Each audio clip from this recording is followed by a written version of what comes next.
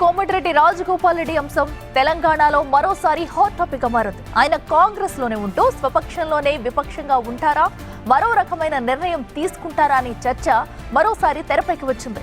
అందుకు కారణం కూడా ఉంది. ఉమ్మడి నల్గొండ జిల్లాలోనే ఉన్న మునుగోడు అసెంబ్లీ సెగ్మెంట్ కు ప్రాతినిధ్యం వహిస్తున్నారు కోమటిరెడ్డి రాజగోపాల్ రెడ్డి.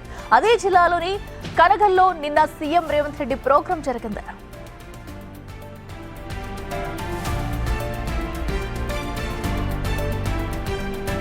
రాష్ట్రంలో 13,006 కోట్ల రూపాయలతో చేపట్టిన 441 హోమ్ రోడ్ల పనులను ప్రారంభించి పైలను ఆవిష్కరించారు సీఎం రేవంత్ రెడ్డి. మూసీ నది ప్రక్షాళన అంశం కూడా సీఎం పర్యటన అజెండా ఉంది. నల్గొండలో పలు అభివృద్ధి కార్యక్రమాలను ప్రారంభించారు. ఈ కార్యక్రమానికి కోమటిరెడ్డి రాజగోపాల్ రెడ్డి దూరంగా ఉన్నారు. తనకు మంత్రి పదవి ఇవ్వకపోవడంతో రాజగోపాల్ రెడ్డి సీఎం కార్యక్రమానికి హాజరు కాలేదని ఎమ్మెల్యే వర్గం చెబుతుంది. గతంలోనూ పలు సందర్భాల్లో కోమటిరెడ్డి రాజగోపాల్ రెడ్డి అసంతృప్తి గళం విప్పారు. 2023 అసెంబ్లీ ఎన్నికలకు ముందు సీఎంగా రేవంత్ పేరు అంశంపైన హడావుడి చేశారు. బీజేపీలో చేరారు. మళ్లీ కాంగ్రెస్ లోకి వచ్చారు. 2023 అసెంబ్లీ ఎన్నికల్లో కాంగ్రెస్ గెలిచింది. రేవంత్ సీఎం అయ్యారు. ఆ సమయంలో తనకు కూడా మంత్రి పదవి వస్తుందని భావించారు రాజగోపాల్ రెడ్డి. అయితే జిల్లాల వారీగా కోట, సామాజిక సమీకరణాల కారణంగా కోమటిరెడ్డి వెంకటరెడ్డికి మాత్రమే మంత్రి పదవి దక్కింది.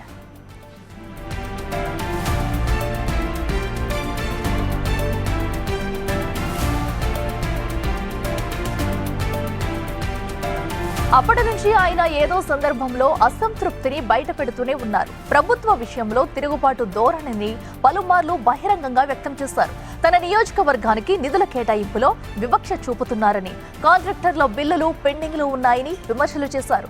వేరే పార్టీల నుంచి వచ్చిన వారికి జూనియర్లకు మంత్రి పదవులు ఇచ్చారని, తనలాంటి సీనియర్లను పక్కన పెట్టారని వ్యాఖ్యానించారు. ఖమ్మం జిల్లాలో ఎంతమంది మంత్రులు ఉన్నారో, నల్గొండ జిల్లాలో ఎంతమంది మంత్రులు ఉన్నారో చూడాలని కూడా వ్యాఖ్యానించారు.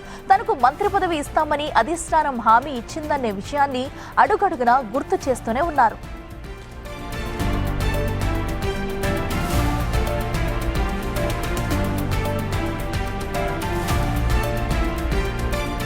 ఆ అసంతృప్తి కారణంగానే కోమటిరెడ్డి రాజగోపాల్ రెడ్డి సీఎం కార్యక్రమానికి హాజరు కాలేదన్న చర్చ మొదలైంది.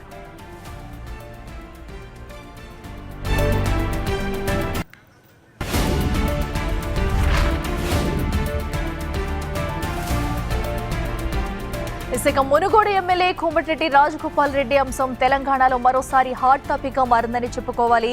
అయితే కొన్ని రోజులుగా ఆయన అటు పార్టీపై అసంతృప్తిగా ఉన్నట్లు తెలుస్తుంది. ఏదైతే నిన్న అటు సీఎం రేవంత్ రెడ్డి కార్యక్రమానికి కూడా ఆయన దూరంగా ఉన్నారు. సో ఇప్పటికే స్వపక్షంలోనే విపక్షంగా ఉంటారా, లేదా మరో రకమైన నిర్ణయం తీసుకుంటారనే చర్చ అయితే చాలా సార్లు తెరపైకి వచ్చింది. అయితే దీనికి సంబంధించి ఒక రీజన్ కూడా ఉంది. ఉమ్మడి నల్గొండ జిల్లాలోనే ఉన్న మునుగోడు అసెంబ్లీ సెగ్మెంట్ కు కోమటిరెడ్డి రాజగోపాల్ రెడ్డి అయితే ప్రాతినిధ్యం వహిస్తున్నారు.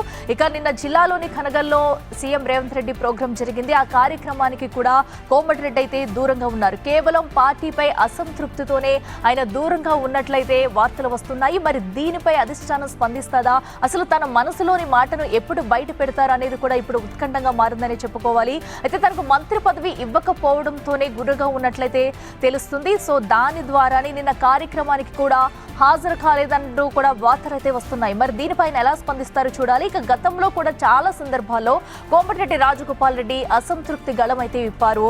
దానికి ముందు 2023 అసెంబ్లీ ఎన్నికలకు ముందు సీఎంగా రేవంత్ పేరు అంశం పైన కూడా అయితే హడావుడి చేయడం మనం చూసాము. అయితే అప్పుడు బీజేపీలో చేరారు, మళ్ళీ కాంగ్రెస్ లోకి వచ్చారు. కాంగ్రెస్ లో అసెంబ్లీ ఎన్నికల్లో గెలిచింది. అనంతరం సీఎం రేవంత్ రెడ్డి సీఎం అయ్యారు. ఆ సమయంలో కూడా తనకు మంత్రి పదవి వస్తుందని భావించారు.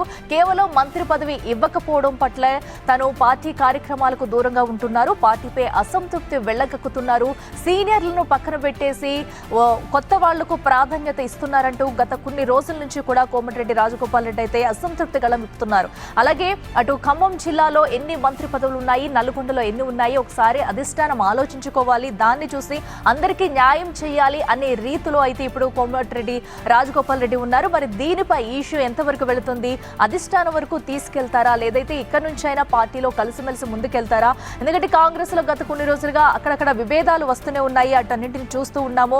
ప్రతి దాన్ని కూడా సరిదిద్దుకుంటూ వస్తుంది. సో ఇప్పుడు కోమటిరెడ్డి అంశంలో ఎలాంటి నిర్ణయం తీసుకుంటుంది? నిన్న ఎందుకు కార్యక్రమానికి హాజరు కాలేదు, కేవలం మంత్రి పదవి ఇవ్వలేనందుకే గురుగా ఉండి కార్యక్రమాలకి దూరంగా ఉంటున్నారా అనేది అయితే తెలుస్తుంది. మరి దీనిపై ఎలాంటి నిర్ణయాలు తీసుకుంటారో చూడాలి.